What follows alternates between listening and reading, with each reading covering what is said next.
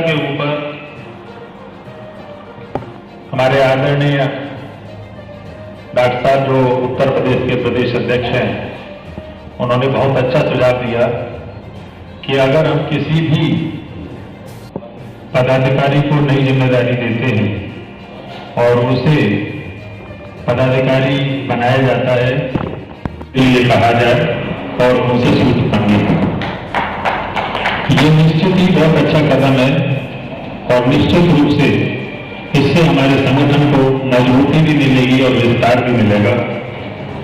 लेकिन मेरा एक इसमें छोटा सा सुझाव है जो मैं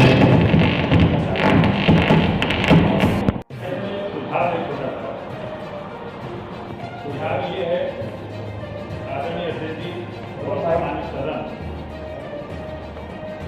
हमारी संस्था का जो आजीवन सदस्यता शुल्क है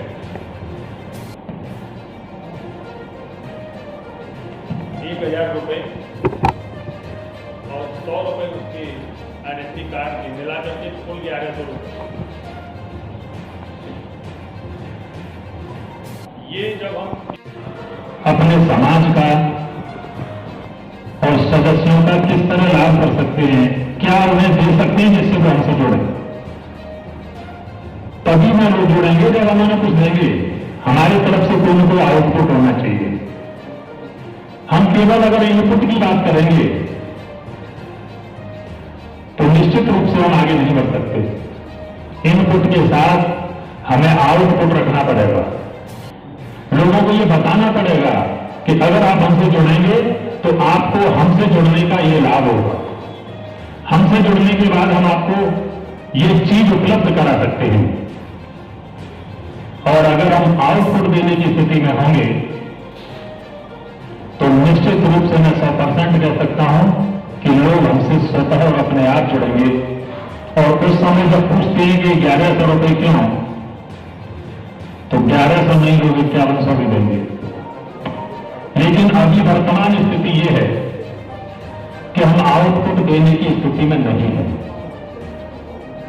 इसलिए ये हमें सुनना पड़ता है। तो मैं आज इस सदन में आदरणीय अध्यक्ष जी से और पूरे सदन से, इस मंच के माध्यम से समाज को ये लगे कि हाँ, हमें अब इस संस्था का सहयोग करना चाहिए, तो पहले हमें अपने संगठन के माध्यम से एक मजबूत कार्य योजना बनानी चाहिए। और वो मजबूत कार्य योजना जमीन पर उतारने की शक्ति और सामने जिन्हें हम जोड़ने जा रहे हैं उन्हें ये विश्वास दिलाना कि हमारी संगठन की ये कार्य योजना है, हम इस कार्य योजना से कार्य करेंगे और आप लोगों तक संगठन के माध्यम से अपने समाज में मजबूती लाएंगे, समाज का कल्याण करेंगे। अगर इस कार्य योजना को हम बना लेते हैं तो निश्चित रूप से संगठन अपने आप आसमान की ऊंचाइयों पर होगा और हजारों नहीं लाखों की भीड़ आपके साथ होगी, ऐसा मेरा मानना है। जब तक हम, जैसा कि हमारे प्रदेश अध्यक्ष जी ने कहा कि छोटी इकाई की तरफ नहीं बढ़ेंगे तो हम बड़े रूप में नहीं जा सकते। ये शुरुआत हमेशा ऊपर से होती है, परंतु उसका जन्म जो बनता है वो हमारी नीचे की आधारशिला होती है।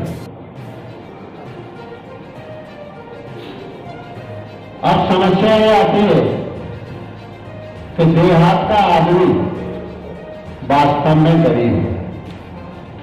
उसके लिए कुछ मानक ऐसे होने चाहिए जिससे कि वो स्वेच्छा से जो आपकी निर्धारित शुल्क है उसे देने में उसे दिक्कत हो, तो वो आपसे जुड़ेगा। आप उसे जब बड़ी उसकी बात करेंगे तो वो कहेगा ये मेरे पास पैसे की व्यवस्था नहीं है। इस पर भी मंथन करना बहुत जरूरी है।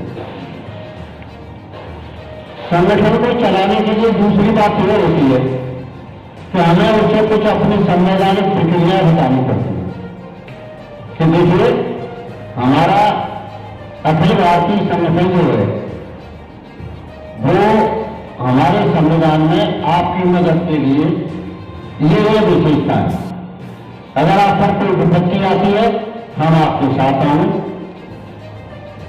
चाहे शासन से लड़ना पड़े, चाहे प्रशासन से लड़ना पड़े, तो वो आपके साथ हो, चाहे वो लेबर कर रहा हो, चाहे वो किसान कर रहा हो, वो इसी भावना के साथ आपसे जुड़ सकता है।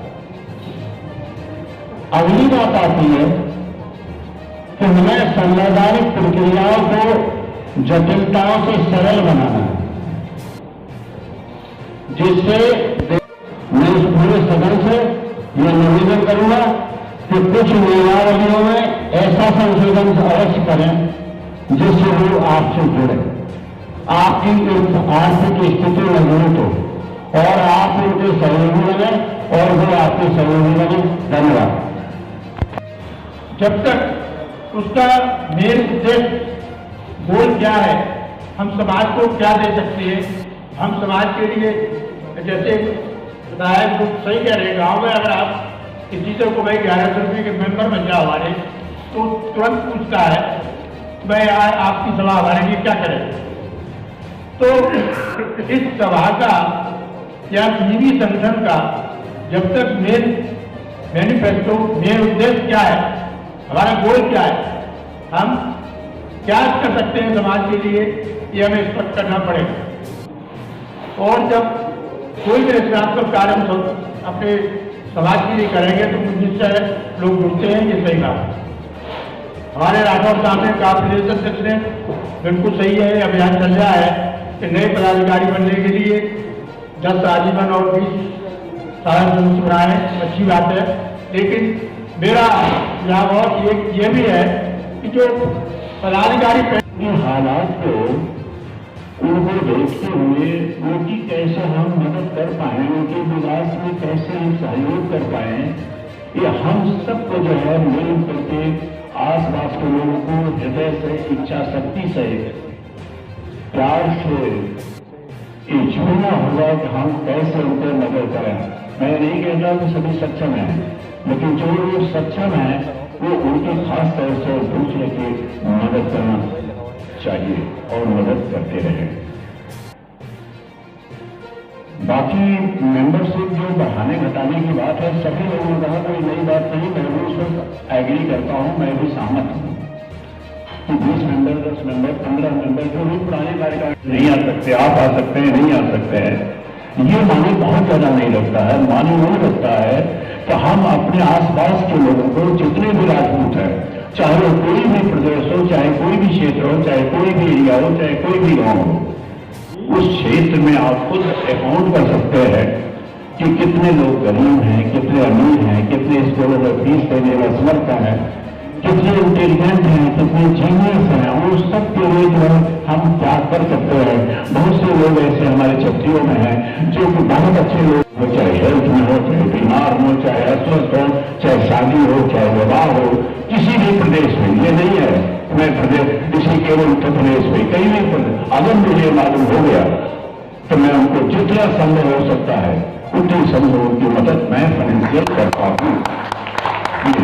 अगर इसी तरह से सभी लोगों को सोचना होगा कि उनकी मदद हम कैसे करें। बहुत से राजपूत ऐसे हैं, तमाम कुर्तियां भी हैं, उनके अंदर तमाम की भावनाएं भरी हुई हैं कि नहीं ज्यादा पढ़ लेंगे तो बड़ा मुश्किल हो जाएगा, कैसे हम इसको आगे करेंगे, कैसे नहीं BA न करने पावे, MA न करने पावे, कोई इंजीनियरिंग या टेक्निकल लाइन में न जाने पावे।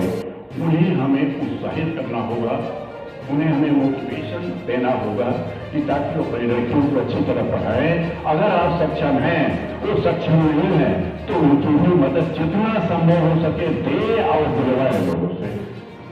ये सबसे बड़ी उपलब्धि होगी जितना भी हम कुछ जो करेंगे। बाकी अन्य चीजें तो करीब करीब सभी लोग कह चुके हैं, कोई और नई चीज नहीं करनी है। खास तौर से मुझे यही कहना है कि उनके विकास में, उनके डेवलपमेंट में, और ये दुनिया की कोई भी ताकत ऐसी नहीं है कि हमें कह दे कि अगर कोई कहता है कि भला आदमी जातवाद करता है।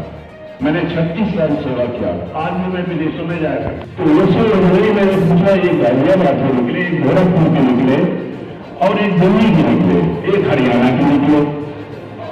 तो इस तरह से पांचों जो है वहां के किसान हैं, उनके पास जो कम से कम जो है 250-300 एकड़ लैंड है।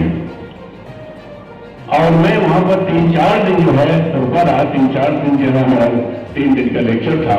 लोगों को उनकी लाइब्रेरी देखा, उनकी इतना योगदान दे सके दिन रात, इच्छा शक्ति हो।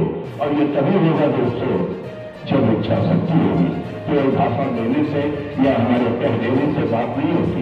इच्छा शक्ति और प्यार और मोहब्बत, ये तीनों अगर आपके अंदर होगी भावना, तो निश्चित है कि हमारी कम्युनिटी आज जो है इच्छा शक्ति, हृदय से प्यार और मोहब्बत क्रिएट होगा।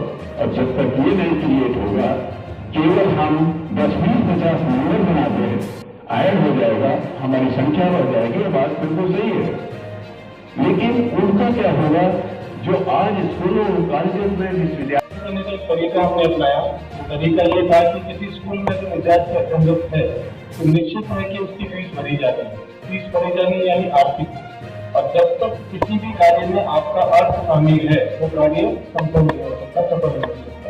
क्योंकि प्रत्येक व्यक्ति जो आपको पैसा देने वाला है, मौका देने वाला है, वो ये जरूर सोचता है कि ये पैसा किस काम आएगा। उसका हमने एक तोड़ निकाला। तोड़ ये निकाला कि हमने समाज के, हमारे क्षत्रिय समाज के ऐसे सक्षम लोगों की सूची तैयार की जो आर्थिक रूप से सक्षम थे, सुदृढ़। उन लोगों के सामने हमने हमारा प्रोग्राम रखा कि हम किस तरह के बच्चों को एजुकेशन देना चाहते हैं। उन्होंने इस काम को सराहा और उन बच्चों का शुल्क जमा कराने का एक तरीका अपनाया। तरीका ये था कि जो व्यक्ति बच्चे को गोद ले रहे हैं, उन व्यक्ति को संबंधित विद्यालय का नाम, उनके प्रिंसिपल का नाम, उनके विद्यालय का अकाउंट नंबर, बच्चा का नाम और बच्चे की क्लास उनको दिया गया। और सीधे ये कहा गया कि इस बच्चे का जो भी शिक्षण शुल्क है, यानी जो मासिक फीस है, वो आप डायरेक्ट स्कूल के खाते में जमा करें। संस्था के किसी भी सदस्य के द्वारा 1 रुपया किसी भी व्यक्ति से अपने हाथ में नहीं लिया गया। मुझे कहते हुए बहुत हर्ष भी है, खुशी होती है कि ऐसे लोगों की संख्या सैकड़ों में हो गई जो इस तरह से हेल्प करने के लिए आगे आए। आज भी उनके फोन आते हैं कि प्लीज अगर कोई बच्चा ऐसा हो तो आप हमें बताएं, मैं उसको पढ़ाना चाहता हूँ। अगर इस तरह की कोई शुरुआत हो, चाहे वो शिक्षण की, मैं शिक्षण को बल इसलिए देता हूँ कि मैं खुद उस क्षेत्र से जुड़ा हूँ, मेरा अपना स्कूल है, मैं अपने शिक्षण क्षेत्र से जुड़ा हुआ हूँ। तो मुझे लगता है कि किसी भी समाज को निर्माण करने के लिए अगर सबसे पहली प्राथमिकता है वो है शिक्षण। अगर आपकी आने वाली पीढ़ी शिक्षित होगी, आपका परिवार शिक्षित होगा, तो ये निश्चित मान के चलिए कि जो शिक्षा आप उन्हें प्रदान करेंगे, वो शिक्षा प्राप्त करने के पश्चात वो बच्चा कल को जब बड़ा होगा तो उसे 2 चीजों का ध्यान रहेगा। पहला के माध्यम से, राष्ट्रीय छात्र के माध्यम से उसे ये बताने की और कहने की आवश्यकता नहीं पड़ेगी कि तो अभी मैं सब चीजें इसलिए कह रही हूँ कि आज इस क्षत्रिय महासभा